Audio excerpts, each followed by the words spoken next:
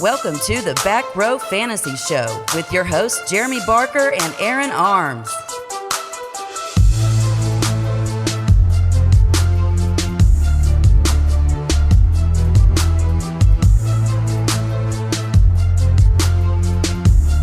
Welcome back to the Back Row Fantasy Show, folks. It is Bark coming back at you again. We're going to do something a little different today. Who out there believes that we're living in a simulation? The Matrix, so to speak. Who out there believes it? Does anyone believe it? I don't know if you believe it. I don't know if I believe it. But I wanted to go through this year's rookie draft and try to identify a few things. One, were there any positional players, which we know the answer is going to be yes, but were there any positional players that were selected with the same pick last year compared to this year? And where were they picked last year? And how does it translate to success? Are we in a simulation? I'm not going to try to explain it any further than that. Let's just go. Now, honestly, to talk about the first two picks is a little silly. Quarterbacks, if there's good ones in the draft, you know they're probably going number one overall, maybe 1 and 2.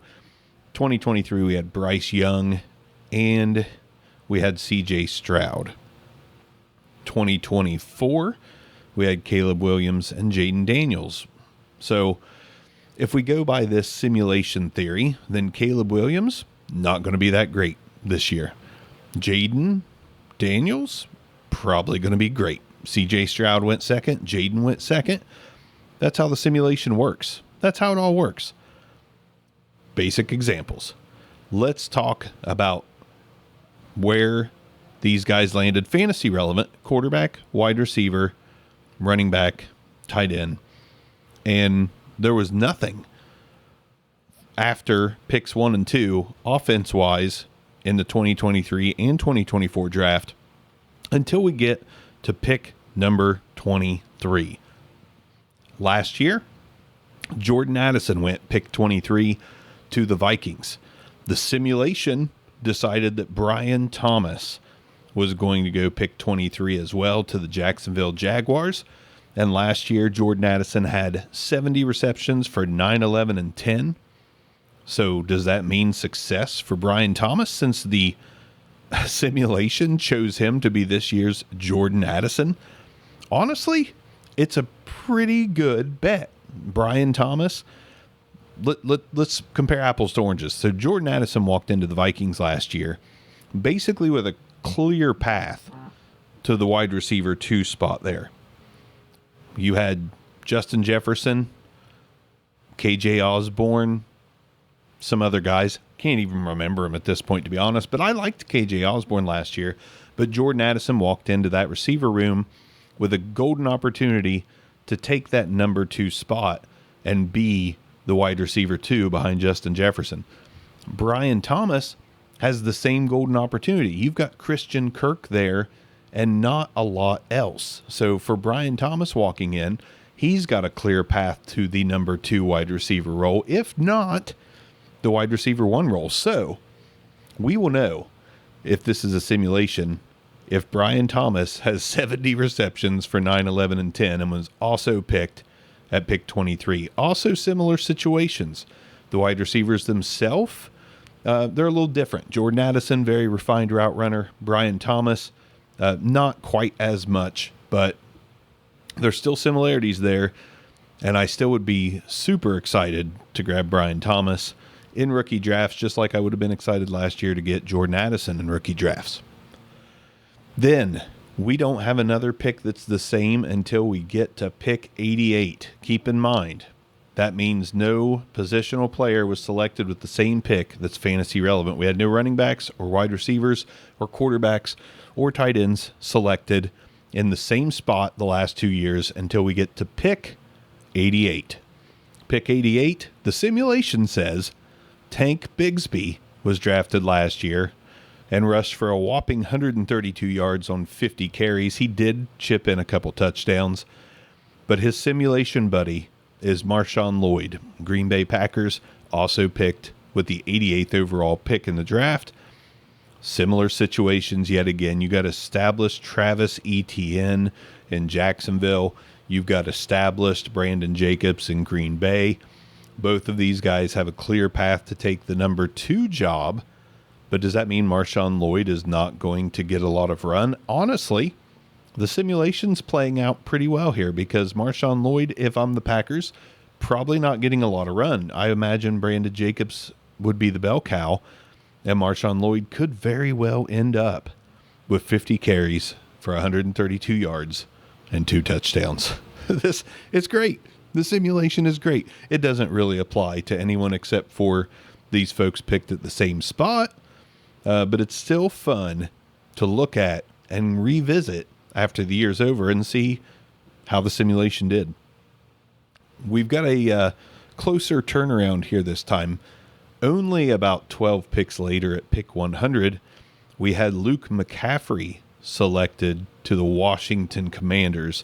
Last year, we had Trey Tucker selected to the Las Vegas Raiders. Now, Trey Tucker looked pretty good at the end of the year, but it did take him a while to earn his place on that roster as far as the depth chart goes. He had 19 receptions for 331 yards and 2 touchdowns. I'm not going to lie here. Luke McCaffrey, I have the same kind of feelings about this guy. Not player for player. Trey Tucker's a burner. Luke McCaffrey's not a burner. But it wouldn't surprise me if Luke McCaffrey caught 19 balls for 331 and 2. Again, similar situations. Luke McCaffrey walks into a wide receiver room with Terry McLaurin, Jahan Dotson. Trey Tucker walked into a receiver room with Jacoby Myers, and how in the world do I let Green Bay / Las Vegas's number 1 receiver slip my mind? That's wild. I know his name. It's just completely escaped me. What is that guy's name? That I'm not looking very good as your fantasy football analyst kind of guy here. Let's look it up. I'm really drawing a blank. Devontae Adams. Jeez. Dude, how's that happen?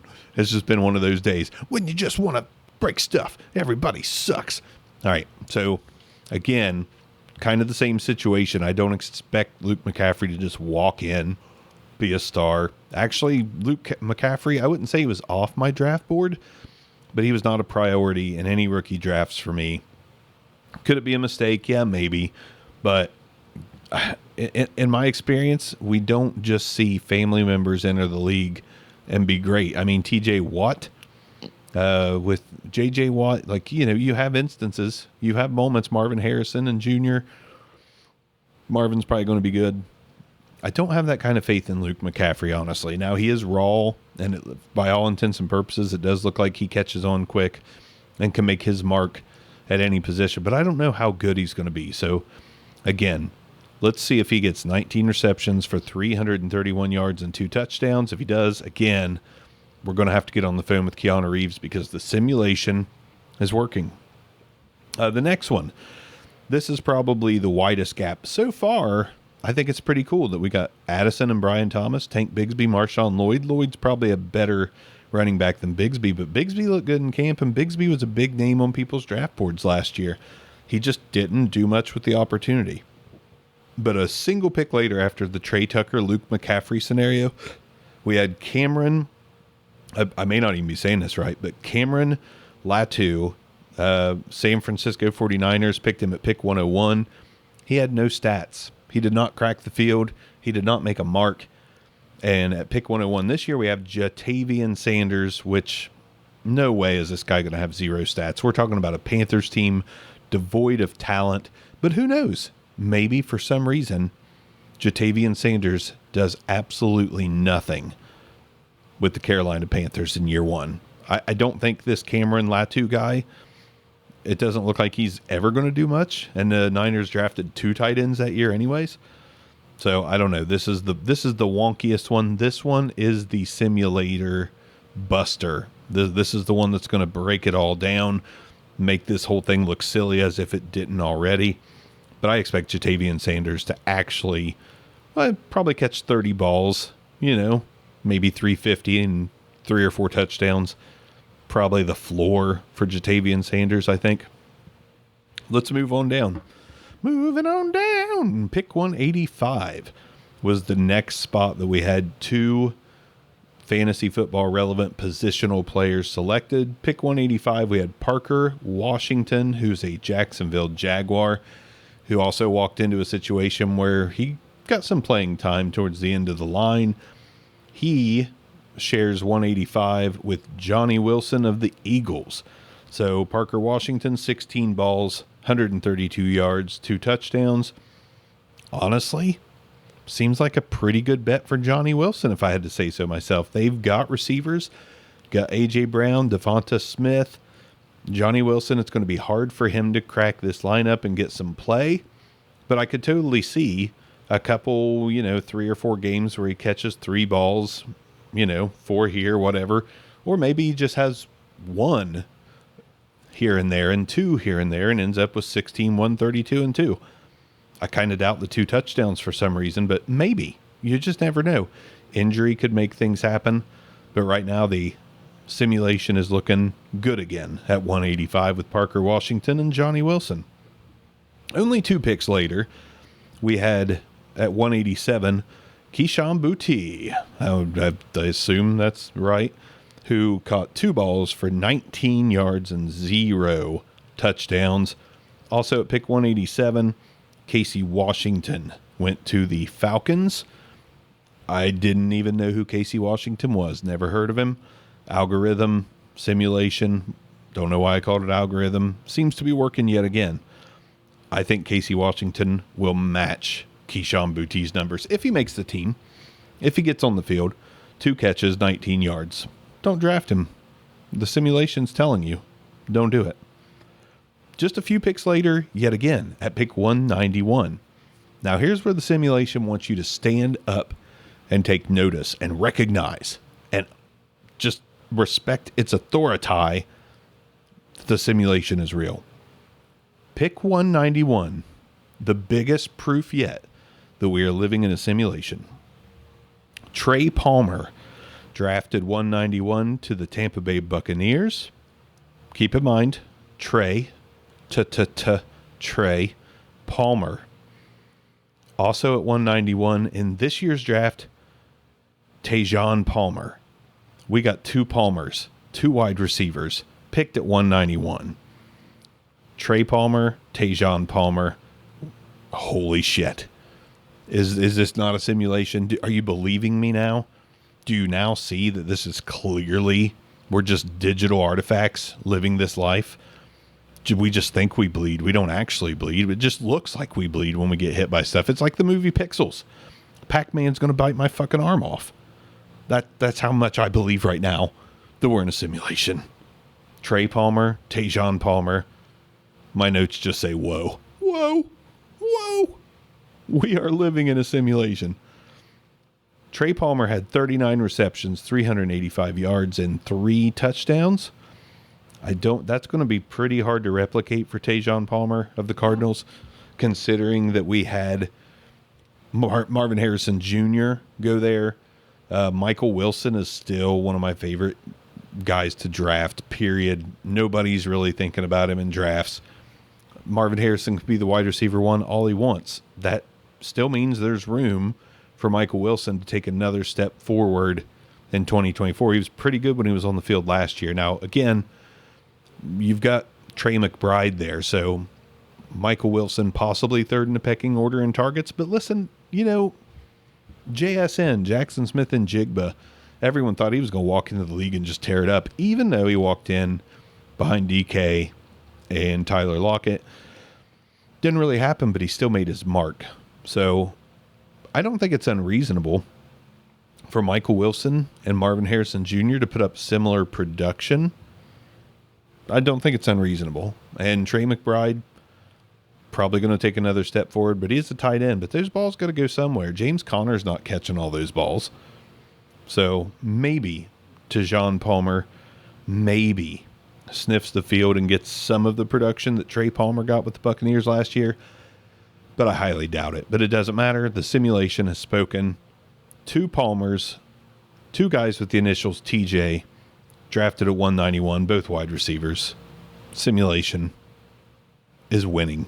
There's moments where it's questionable, but so far the simulation is winning. Pick 253. This is the last pick that the simulation decided that it would throw out a little bit of a smoke signal to us. I mean, think about it. If all the picks were the same, we would know it's a simulation. The simulation wants to keep us guessing. So it only gave us a handful of picks where the same position got drafted. That's fantasy relevant. 253 is the last one. Ronnie Bell, San Francisco 49ers, and Cornelius, what a great first fucking name, Cornelius Johnson of the Chargers, which the Chargers, they drafted wide receivers. They got Ladd McConkey. They got Brendan Rice. Now Cornelius Johnson. I'm a big Josh Palmer fan. They had Quentin Johnson from last year. Cornelius Johnson, pretty safe bet to match Ronnie Bell's production. 6 receptions for 68 yards and no touchdowns. Perfectly reasonable for Cornelius Johnson to do, again, if he makes the team. Now that we've done the tit for tat, pick for pick simulation, let's take a look at the values. The best values in each round in 2023 and try to find its counterpart in 2024. Maybe this is what convinces you to take the plunge on one of these guys later in drafts or earlier in drafts, whatever. So we had Jordan Addison at pick 23, right? Brian Thomas, yet again. Both of those probably the best values in round 1. I mean, yeah, we had plenty of wide receivers drafted, plenty of quarterbacks drafted, but I think the best value for production versus how late they went, I think Jordan Addison was that best value last year in round 1, and I think Brian Thomas very well may be that best value in round 1 from this year. And lo and behold, they were both picked at pick 23. That's the only time that happens here. But we're going to keep it close. We're going to try to keep it as close as we can. And by close, I'll explain now. Round 2 in 2023, the best value pick in round 2 last year for fantasy purposes, round 2 of the real draft, was Rashee Rice, who was selected 55th overall. This was a close one, too, between Rashee Rice and Tank Dell, I believe, or someone else. I can't remember. But Rashee Rice ultimately had the better numbers, picked at 55. Adonai Mitchell was picked at spot 52. He's got a clear path to walk right into Indianapolis and take the wide receiver 2 role beside Michael Pittman. Adonai Mitchell, I think, is a not terrible bet to put up similar numbers to Rashee Rice from last year. Again, the algorithm has spoken. These could be the best value picks from round 2, hands down, bar none, period. Now, round 3 over the last 2 seasons. Last year, in my opinion, the best value pick in round 3 was Devon Achane at pick 84. Now, before you go making an argument for anyone else, Devon Achane, routinely a first-round pick in startups this year. So to get him in round 3 at pick 84, I think is a tremendous value. On the flip side, a year later, we had 2 guys picked on each side of where Achane went at 84. Those guys are Blake Corum, pick 83, who also has a clear path to be the number 2 guy, and Marshawn Lloyd, pick 88, also the clear path to number 2. Now, neither one of these guys have Devon Achane's speed, but Marshawn Lloyd is more of a total package kind of guy, so he could be Devon Achane-like if Brandon Jacobs gets hurt or if Brandon Jacobs seeds carries. I don't know how Green Bay is going to divvy it up. I know how the Raiders divvied it up, but we don't know yet how Green Bay will do it. Green Bay has toyed around with Aaron Jones and A.J. Dillon for years. Both those guys, well, no, one of those guys are gone. I think A.J. Dillon's still there. I expect him to get cut, to be honest. But Blake Corum, Marshawn Lloyd, if I had to pick one, I'm going Marshawn Lloyd. I don't believe in Blake Corum's overall chances to take over for Kyron Williams. I think Kyron Williams is better than people are giving him credit for. Marshawn Lloyd is that guy. So if I'm banking on a round 3 value like Devon Achane, probably going to be Lloyd. Moving on to round 4. This was a tough one. Not a lot of value in round 4. This is also a thing to kind of like keep you grounded a little bit. Round 4 didn't produce a lot of value for fantasy. And this is why I don't really hold on to my picks. If I can get a starter on my fantasy team for a draft pick, chances are I'm going to do that. The best value in round 4, believe it or not, was Aiden O'Connell, which was the last pick in round 4. That was the most productive guy for fantasy drafted in round 4 last year. So to flip it over to the last pick, I'm not going to go quarterback for quarterback here, but because there were no quarterbacks taken in round 4, I don't believe. So I had to go with the last pick of round 4 this year compared to the last pick of round 4 last year. And this year it was Jacob Cowing, wide receiver, San Francisco. If San Francisco moves on from one of their wide receivers, one of their big 2, Jacob Cowing could crack the lineup. He could be a tremendous value from 4th round draft capital perspective. I didn't love this comp. I didn't love having to write this down, but it is what it is. Aiden O'Connell, most productive. Jacob Cowing, will he be the most productive from round 4? Kind of doubt it, but we'll let the simulation speak to us. We'll let the simulation do the talking. We'll revisit this at the end of the year. Round 5. Round 5 is going to be tough. We had one of the best value picks ever in NFL draft history, because with the last pick in round 5, we had Puka Nacua at 177. Puka Nacua, 6'2", 205, 31-inch arms, 9.5-inch hands. Why am I saying that?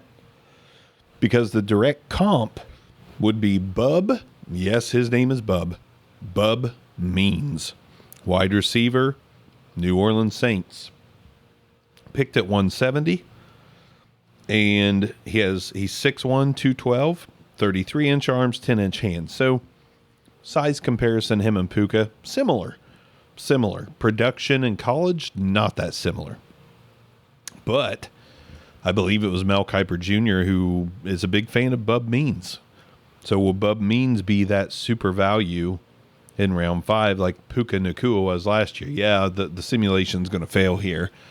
Bub Means is not going to walk in and put up numbers like Puka Nacua. Just not going to happen. I love A.T. Perry. Chris Olave is there. Rashid Shaheed or whatever his name is. I can't remember.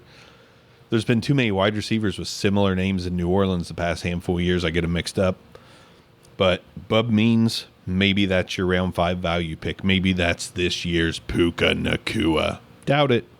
But the algorithm and the simulation, they are what they are. Round 6. Round 6 last year, the best value for fantasy purposes drafted in round 6 was Demario Douglas. And we've got a nice little comp here. Demario Douglas caught 49 balls for 561 yards. No touchdowns. Demario, why did you do that to us? No touchdowns. But Demario Douglas is 5'8", 192. Algorithm's going to talk to us here. Also selected in round 6, but this year as opposed to last year, Malik Washington going to the Miami Dolphins. Guess what his measurables are? At least, the 2 main ones. 5'8", 192. This guy is a Demario Douglas clone, or the other way around. Malik Washington, a little more productive at Virginia than Demario Douglas was at Liberty. But we've got 2 guys picked in the 6th round, same height, same weight. Demario Douglas did more than anyone expected him to. Malik Washington should do more than most expect him to. Wide open chance behind Waddle and Tyreek Hill in Miami. I like Malik Washington's chances of giving the algorithm and the simulation. I keep saying algorithm, but I like his chances of giving the simulation a win. Now, I hate to disappoint everyone, but round 7 shit on us. It gave us absolutely nothing. The only thing I could do here for comp, last year, seriously, round 7 last year, Again, keep this in mind. All those Dwayne McBride drafters like I was last year who thought, ooh, I love Dwayne McBride, small school stud, going to tear it up for the Vikings. He was a practice squad player all year. He was a round 7 pick last year. No one in round 7 last year did shit. No one. So we had to go back to 2022 and go with Brock Purdy. Brock Purdy set the league on fire. Isaiah Pacheco was there too. But for the same reasons, like there were no running backs drafted this year in round 7. So I had to go quarterback since Brock Purdy was the 2022 Mr. Irrelevant guy. Michael Pratt, Green Bay Packers. If he can win the backup job, and for any reason, if Jordan Love doesn't play some, maybe Michael Pratt is this year's Brock Purdy. If the Packers go to the Super Bowl on the back of Michael Pratt, then the algorithm 100% showed itself, and we've discovered that we are in a simulation. I said algorithm again. I did it again. God damn it, Brittany. Why do I do it? I study. I write notes. And then I still say the wrong words. I couldn't even remember the guy from the Saints. I want to call him like Rashawn Salam or Rashid, the guy from NBA basketball from years ago, the commentator. What was his name? Rashid Ali? That's probably wrong. I don't know what the fuck I'm talking about. That's why I'm doing a simulation podcast. It's not like I'm a professional. Is there really a such thing as a professional fantasy football guy? I think the closest anyone comes to that is like the reception perception dude. That's some good work. And there's some good work done by a lot out there, but most of us are just hacks. Honest to God. Just fans projecting, mostly by situation, some by talent. But who called Puka Nacua last year? Somebody's going to say, oh, I did. Well, I did. Who called Puka Nacua doing what he did last year? I'm calling it now. Bub Means not going to produce like Puka. Any of all these on the value list here, besides the obvious, Addison and Brian Thomas, I think Rashee Rice, Adonai Mitchell, pretty close match. That's pretty much it. Demario Douglas, Malik Washington, pretty close match. Round 6, I like it a lot. But that's where it's at. Now eyes are going to be on these numbers. I'm going to keep this sheet. We're going to revisit this at the end of the year. And again, if most of these pan out and repeat themselves, most of us are going to have to start slow dodging bullets and figure out how we take the simulation down. We're already in the age of AI. Shit's going to go down. We know shit's not what it should be. We're all conspiracy theorists, right? We know that RFK Jr. is coming back. JFK Jr., not RFK. That guy got a worm eating his brain or something. I don't know. I saw that earlier today. Weird stuff. But we will know that all is not right when these things happen. When Tajon Palmer catches 39 balls for 385 and 3, we know we're being controlled. Just like a video game. We're just a bunch of Roblox people. All right. That's all I got for today. I wanted to switch it up. Do something a little fun with the algorithm. I did that one on purpose. I actually did that. I'm going to go full Gronk Tom Brady roast here. Me no algorithm exists. Me no simulation real. Thanks for listening to whatever the fuck this was. The shit show, that's what it was. This was the equivalent of Gronk stand-up comedy at Tom Brady's roast. That's what just happened here. Absolute same damn thing. Back Row Fantasy Show. I'll see you guys on the next one. Did you like this? Do you like that? Would you like me to do more things that are just super fucking weird with fantasy football? Let's get away from the same old boring talk. Let's do algorithms. Let's do simulations. Let's do conspiracy theories. Is Tank Bigsby actually a tank? Is he? Is Trey Palmer actually an ashtray? Is Ronnie Bell actually... Can he be rung? Can Ronnie Bell be rung? Can Rashee Rice be served with General Tso's chicken? These questions are all at the top of our minds. We all want to know. Is Bub Means really a real name? Or did his sister name him that? Bub Mean.